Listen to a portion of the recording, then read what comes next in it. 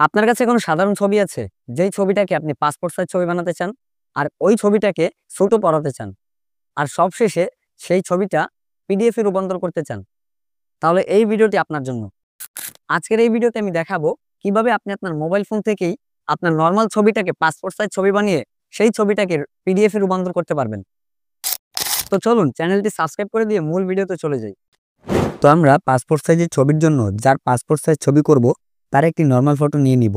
যেমন আমরা গুগল থেকে ডাউনলোড করে নর্মাল ফটো নিয়েছি, এটাকে আমরা এবার পাসপোর্ট সাইজের ছবি করব স্যুট পরিয়ে। তো এর জন্য চলে যাব ক্রোম ব্রাউজারে, এরপরে এখানে এসে সার্চ করব PI7 ইমেজ টুল লিখে। এরপর এই যে প্রথম ওয়েবসাইট আসবে এটাই প্রবেশ করবেন, দেন পাসপোর্ট ফটো মেকারে ক্লিক করবেন।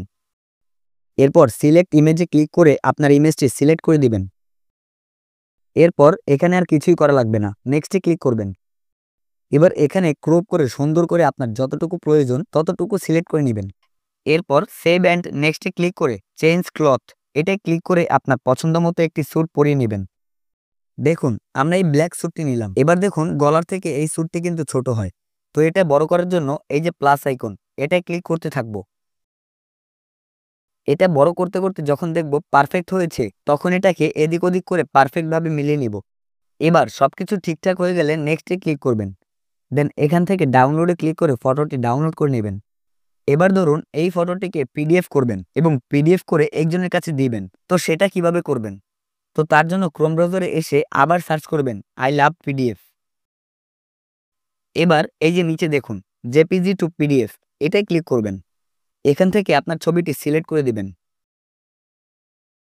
এরপর কনভার্ট টু পিডিএফ এটাই ক্লিক করবেন। তারপর ডাউনলোডে ক্লিক করে এটাকে ডাউনলোড করে নেবেন। এই যে দেখুন আমাদের ছবিটি কিন্তু পিডিএফ এ সুন্দর করে ডাউনলোড হয়ে গেল। এবার এটিকে আপনি এভাবে পিডিএফ করে যেখানে মন চায় সেখানে পাঠাতে পারবেন।